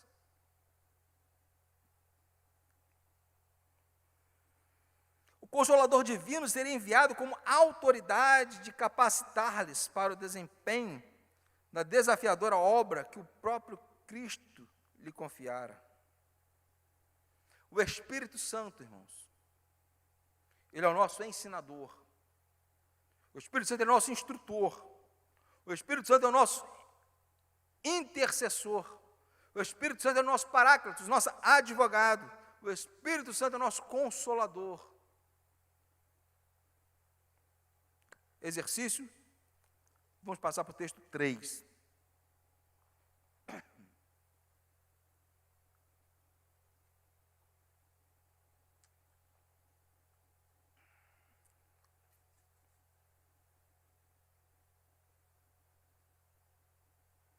Os discípulos confortados. confortados. Você se sente confortado quando você ouve a palavra de Deus ou a palavra de Deus te incomoda? Como é que nós nos sentimos quando a palavra de Deus é pregada? Muitos se incomodam. Muitos se confortam. Muitos têm uma viva esperança. Ou seja, a palavra, ela exorta, ela edifica. Dada a promessa do derramamento do Espírito Santo, Atos 1:8, o Senhor foi elevado às alturas, e uma nuvem o recebeu. Essa é a nuvem que descia sobre a tenda da congregação no Antigo Testamento. Essa é a nuvem que encobria o alto do monte, quando Deus descia no monte para falar com o povo. Lembra daquele culto que teve em Êxodo capítulo 19 e 20? Onde no 19 Deus mandou Moisés preparar o povo para o culto, e no Êxodo 20, quando ele foi falar das leis, anunciar os mandamentos, ali é a própria pregação do próprio Deus pregando. Só que Deus falava com tanto barulho, com aquela voz tão grossa, tão grande, e fazia tantas coisas que o povo falou: Moisés, nós estamos com medo de Deus, manda Deus falar não, a gente não quer ouvir Deus pregar, não prega você para a gente.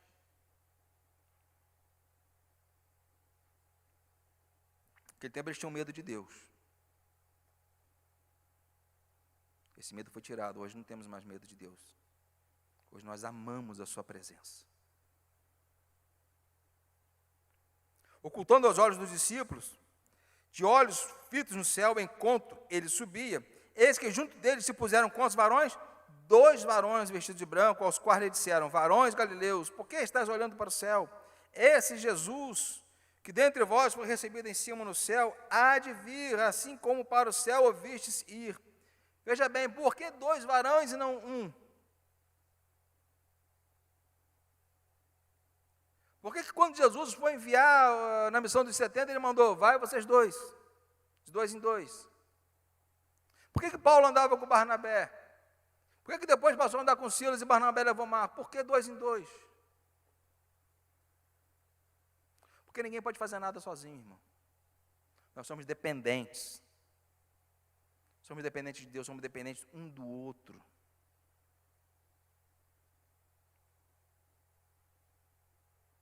Você vê que o filho teve que ir.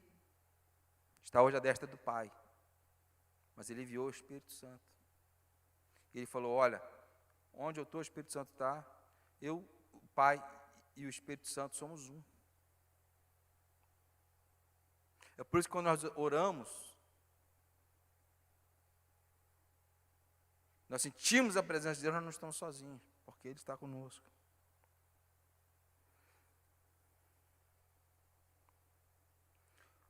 Uma perda e uma promessa. Os discípulos perdiam a companhia física do Senhor, mas em compensação recebiam a promessa do derramamento do Espírito. Deus, Ele não só, quando Ele tira, Ele acrescenta alguma outra coisa. Muitas vezes que você perde alguma coisa, Deus vem acrescentar outra logo depois. Jesus haveria de voltar no encontro dos que o aguardassem. Foi a promessa da sua volta que serviu de combustão às atividades evangelísticas levadas a efeito pela igreja dos primeiros 100 anos da história. Eu quero crer também que essa promessa da vinda do Senhor é que nos move para fazermos a obra do Senhor até que Ele volte, essa combustão, essa energia que nos leva a fazer as coisas para o Senhor. Essa promessa ainda está de pé, está em nós, é ela que nos impulsiona a viver em Cristo hoje em dia. Continuadores da obra de Cristo, ou seja, nós como embaixadores do Senhor, a presença do Senhor na terra e na sua obra estavam limitados ao tempo em que viveu, ao espaço em que exerceu o seu ministério. Hoje Ele está na glória, sentado à direita da majestade do Pai. Antes de partir, no entanto, Ele deixou a promessa que estaria conosco e em nós, como nosso ajudador. Por que mataram Estevão, no capítulo 7? Porque Estevão foi o único que teve coragem de falar: olha, Deus não habita mais nesse templo feito por mãos humanas. Hoje, eu não preciso adorar a Deus nesse templo, mas eu posso adorar a Deus onde eu quiser, porque o templo hoje sou eu. O Espírito de Deus habita em mim. Mataram ele porque ele disse isso. Somos representantes do Senhor. A iminente volta do Senhor. A promessa que temos é que não apenas Jesus voltará, mas que ele virá em breve. Porque ainda um pouquinho de tempo, o que há de vir não tardará.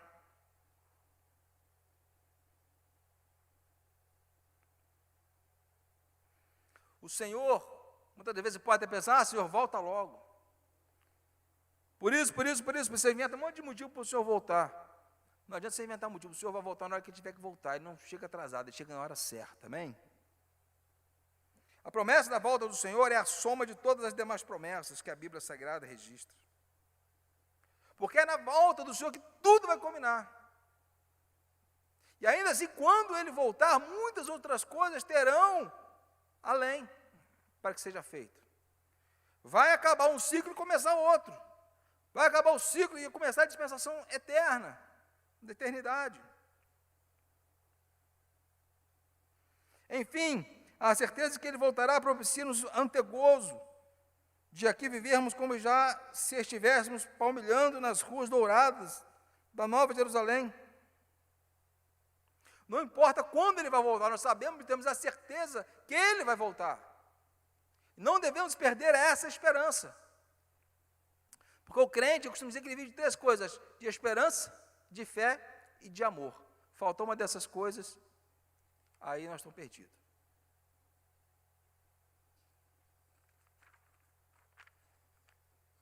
Página 24 do meu livro. Não vou comentar sobre ela, não. Vamos passar para o texto de número 4.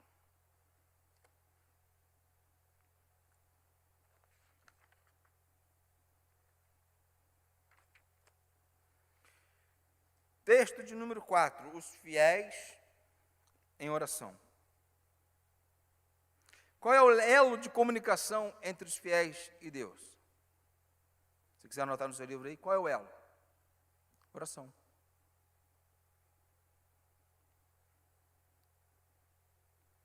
Então voltaram para Jerusalém, do monte chamado Olival, que dista daquela cidade tanto como uma jornada de sábado. Uma jornada de sábado é aproximadamente 1 quilômetro, 1.080 metros aproximadamente.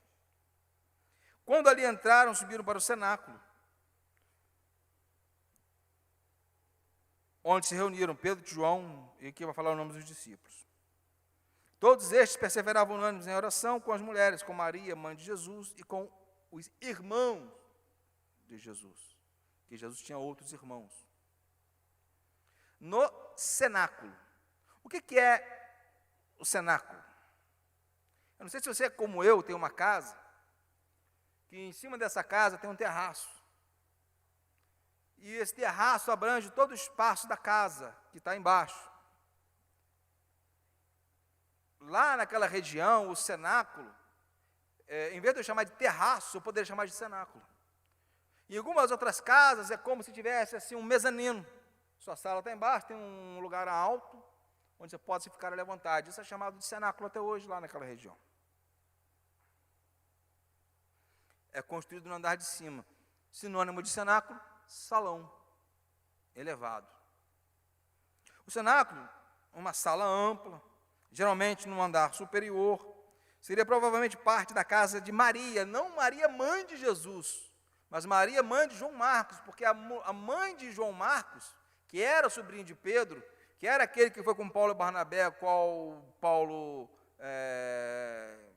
discutiu lá com Barnabé por causa dele, era a mãe dele, que era dona dessa casa, onde havia o cenáculo, aonde ali, eles foram, onde provavelmente foi a Santa Ceia do Senhor, e também aonde ali o Espírito desceu sobre eles, no dia de Atos capítulo 2, estavam reunidos ali naquele lugar, e era também ali aonde se começou realmente o local onde a igreja se reunia. Vamos lá.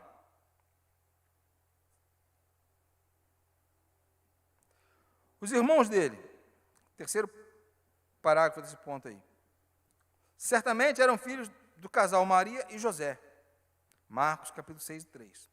Apresenta seus nomes como sendo Tiago, José, Judas e Simão, irmãos do Senhor. Esse Tiago aqui era Tiago que era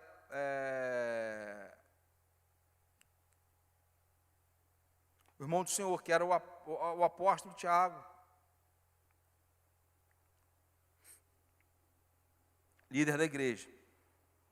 E tinha outras irmãs também. O versículo 15 diz que a congregação reunida era de mais ou menos 120 pessoas, tá? Essa congregação aqui no grego, ela vai se chamar eclesia ou eclésia, né? Que quer dizer assembleia, tá?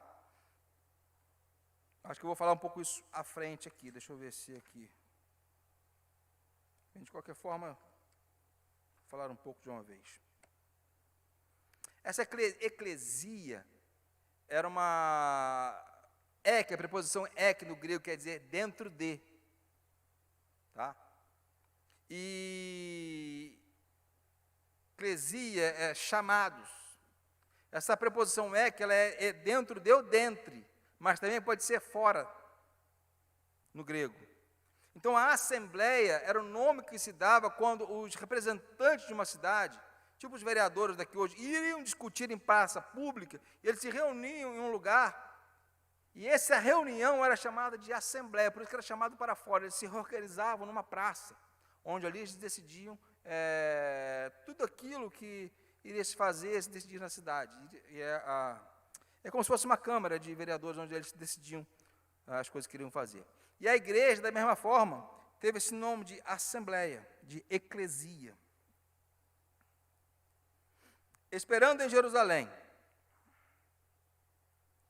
onde eles ficaram ali 10 dias esperando após a ascensão do Senhor, né? É evidente que os apóstolos obedeceram às instruções de Jesus quanto à espera da vinda do Espírito Santo. Permaneceram em oração, vemos em Lucas 11:13, quando Cristo ensina a seus discípulos que todo crente poderia receber o Espírito Santo, desde que em oração o peça ao Pai. Vendo depois, ao final do seu ministério terrestre, Jesus prometendo que iria orar ao Pai, no sentido de que ele enviasse o Consolador sobre os seus discípulos, em atitude de ansiosa espera, eles se mantiveram unidos no cenáculo, né? 50 dias após a festa da Páscoa, né, acontece ali a festa de Pentecostes, é por isso que é chamado Penta, 50 dias depois, né? Ou também chamado de festa das colheitas, né, ou festa das semanas, tem esse outro nome também, né? Acontece ali a festa de Pentecostes, onde reuniam muitas pessoas de vários lugares, onde ali eles estavam reunidos, e aonde ali o Espírito do Senhor desce sobre cada um ali, e todos são cheios do Espírito Santo. E começam a anunciar a palavra das maravilhas de Deus em vários idiomas diferentes, né? A verdadeira espera. Como é uma pergunta que eu faço, como é que nós devemos esperar aqui ao Senhor? Como é que hoje nós estamos esperando o Senhor vir nos arrebatar? É verdade que muitos de nós não vão ser arrebatados, o Senhor vai levar antes. Espero que não seja eu sempre falo que não vou morrer, eu vou ser arrebatado, porque devido aos acontecimentos, né, eu tenho visto muito próximo aí a volta do Senhor, e eu quero realmente ser arrebatado pelo Senhor, não quero morrer não, quero ser arrebatado, em nome de Jesus. Mas como é que a gente espera a volta do Senhor? Primeiro, ponto 1, olha, esse aqui é ponto importante para você. A gente espera com expectativa, com ansiedade, porque a palavra de Deus é que aquele que espera com ansiedade, aquele que ama a volta do Senhor, esse vai ser arrebatado por ele, vai ser levado por ele. Por quê? Porque ainda que aqueles não vão ser arrebatados, mas eles vão ainda encontrar com o Senhor. Aqueles que, melhor, de que forma? Aquele que morre hoje, se encontra com o Senhor hoje. O Senhor já voltou para ele hoje. É por isso que devemos esperar com expectativa, com ansiedade, por quê? É o desejo do coração de encontrar com o Senhor, é o amor da vinda do Senhor. Com oração, que é imprescindível para que nós possamos manter firme, unânime, e com consagração. O que é a consagração? Separação, dedicação. Dar exclusividade ao Senhor. Primeiro lugar da nossa vida. Expectativa, oração e consagração. Esperando dessa forma, nós estaremos esperando bem a vinda do Senhor. Né? E eu acho que foi até rápido, 15:09, e vou passar para o último texto. Né? Acho que está bom, dentro do tempo, está legal. Não sei se eu falei muito rápido, irmão. Se eu falei muito rápido, os irmãos não entenderam, por favor, você pergunta no pastor Fábio depois aí. Tá? E me perdoem, porque às vezes o nervosismo de você poder fazer melhor e trazer tantas informações, às vezes você fala rápido com medo de não dar tempo, né? Mas, graças a Deus, o tempo deu. E deixa eu voltar ao assunto, porque senão o tempo vai passar e eu vou continuar aqui falando. Né? Texto 5. Matias escolhido para o apostolado. Ponto importante para você, primeiro parágrafo. Ao apóstolo Pedro coube a liderança da comunidade cristã primitiva, cujo exercício teve o quê? Longa duração? Não, o quê? Curta duração, anota isso. Uma vez que ele logo abraçou a atividade missionária. Ele falou com o Tiago, Tiago, fica na direção da igreja aí que eu vou partir para o campo. E ele foi. Pedro, nas suas devidas proporções. Não existe a menor base para se afirmar que Pedro foi, em qualquer tempo, o bispo de Jerusalém. Isso não existe em lugar nenhum das Escrituras. Isso é uma invenção humana. Ou, no sentido contemporâneo, chefe espiritual supremo. Jesus não falou, olha, Pedro, eu vou, mas você vai ser eu na terra. Jesus não falou isso. A mesma importância de Pedro, tinha Tiago, tinha João, tinha Paulo, tem eu, tem você.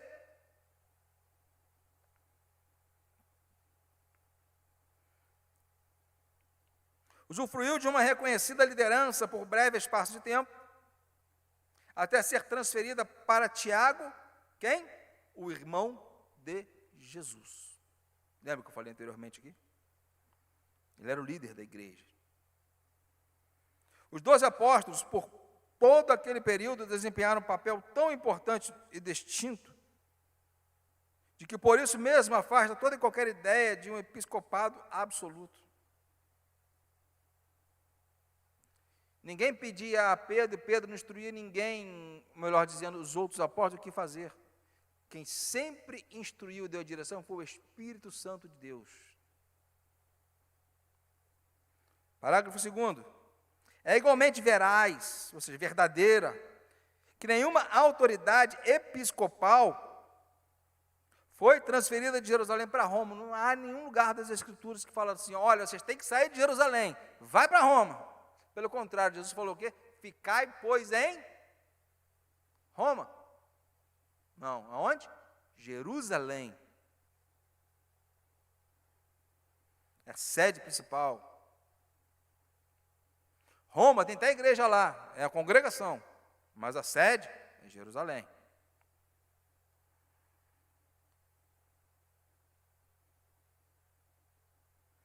O fim de Judas Iscariotes.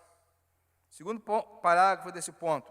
Atos 1,18 diz que o próprio Judas adquiriu um campo pelo preço de seu ato traiçoeiro. O texto diz que ele adquiriu um campo com o preço da iniquidade. Qual é o preço da iniquidade? Da venda. Ele vendeu Jesus. Eu vou falar baixinho no seu ouvido só para você escutar. Não espalha para ninguém. Você conhece alguém vendendo Jesus nesse tempo de hoje? Não precisa me responder. O que aconteceu com o preço da iniquidade com Judas? Precipitando-se, rompeu-se pelo meio, ou seja, ele foi rasgado no meio. E as suas entranhas se derramaram. Mateus 27, 5 a 8 completa o relato quanto ao seu enforcamento. Devido à origem do dinheiro, da compra, da propriedade adquirida, recebeu-se o nome de campo de sangue.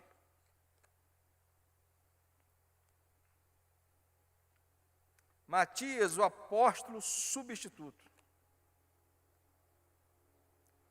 E orando disseram, tu, Senhor, que conheces o coração de todos, revela o qual destes dois teus tem escolhido. E os lançaram em sortes, vindo a sorte recai sobre Matias.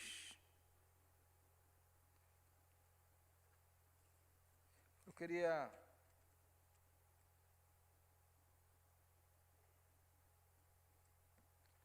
ler para vocês aqui qual é a instrução, a característica que tem que ter um apóstolo. Não quero entrar em polêmica, mas só para dar uma catucada em vocês aí.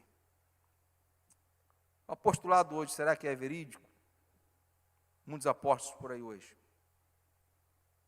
Muitos falam que é, né? Mas para mim, na minha opinião, não é. Tá? Porque para ser apóstolo, tem que ter o que Pedro fala aqui. É necessário que, pois, dos homens que nos acompanharam todo o tempo, e que o Senhor Jesus andou entre nós, começando lá no batismo de João, até no dia que dentre nós foi levado até as alturas, um destes se torne testemunha conosco da sua ressurreição. Por que não escolheram um outro, só escolheram esses dois? Por quê? Porque esses dois foram que andaram com eles desde o começo. Ah, mas você fala, mas Paulo não andou. Mas Paulo viu Jesus? Jesus apareceu para ele? Apareceu, né? Você sabe quanto tempo que Paulo, depois de sua conversão, ficou lá no deserto da Arábia? Sendo ministrado pelo Senhor? Está lá em Gálatas, vai lá, 3 anos. Ao mesmo tempo que os discípulos andaram com Jesus nessa terra, Paulo também ficou lá 3 anos. Pode procurar lá em Gálatas que você vai achar.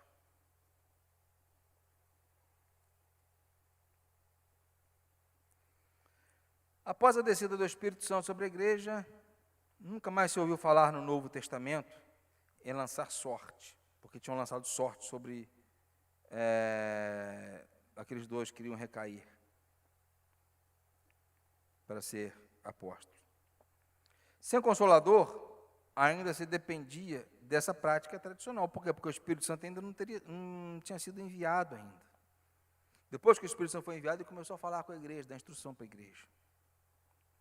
Alguns comentadores bíblicos ensinam que Deus não aceitou Matias como um dos 12 apóstolos, mas sim Paulo. Entretanto, as Escrituras dizem o contrário. Letra A, Matias foi contado com os 11.